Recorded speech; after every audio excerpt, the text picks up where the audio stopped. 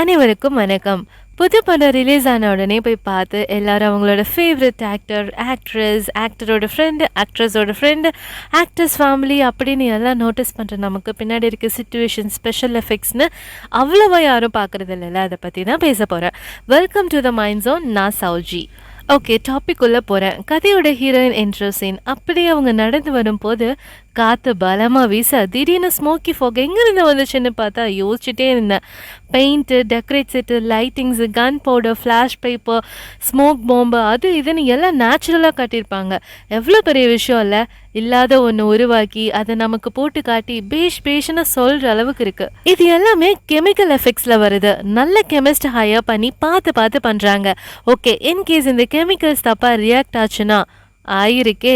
இதனால நிறைய ஆக்சிடென்ட்ஸ் வெளியே சொல்லாத அளவுக்கு எனக்கு தெரிஞ்சு நெகட்டிவாக ரியாக்ட் ஆனதை சொல்கிறேன். Explosion, Burns, fire, skin irritation, allergy etcetera. இந்த இம்ப்ராப்பரான மிக்சிங்னால நிறைய ஆக்சிடென்ட்ஸ் அண்ட் நிறைய இழப்புகள் இருந்துட்டு இருக்கு. இன்னும் கெமிக்கல்ஸ் இதில் ஒரு பார்ட்டாக இருந்தாலும் medicines, electronics, plastic, cosmetic, food, fuel, ஃபைபர்ஸ்ன்னு நல்ல ஸ்கோப்போடு தான் இருந்து இதில் நல்ல ஸ்கோப் இருக்குது. ஒரு நல்ல கெமிஸ்டாக ஹை ஸ்கூலில் ஃபர்ஸ்ட் குரூப் எடுத்துகிட்டு பேச்சுலர்ஸில் general chemistry, organic chemistry, analytical chemistry, bio கெமிஸ்ட்ரின்னு நிறைய ஆப்ஷன்ஸ் இருக்குது.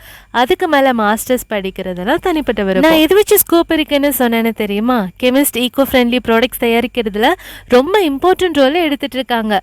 கெமிஸ்ட் மெடிசன் தயாரிக்கிறதுல முக்கியமான பங்கு வகிக்கிறாங்க.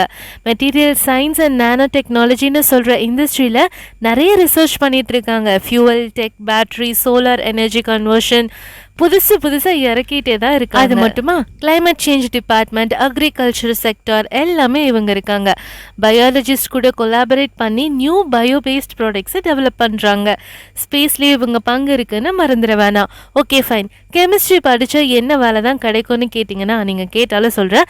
ரிசர்ச் அண்ட் டெவலப்மெண்ட் செக்ஷனில், குவாலிட்டி கண்ட்ரோல் அண்ட் அஷ்யூரன்ஸில், ரெகுலேட்டரி அஃபேர்ஸ், கன்சல்டிங், எஜுகேஷன், லேப்னு நிறைய ஆப்பர்ச்சுனிட்டிஸ் இருக்குது. ஆக்சுவலி நான் என்டர்டைன்மெண்ட் இண்டஸ்ட்ரி பற்றி பேச தான் வந்தேன். ஆனால் கதை எங்கேயோ போயிடுச்சு.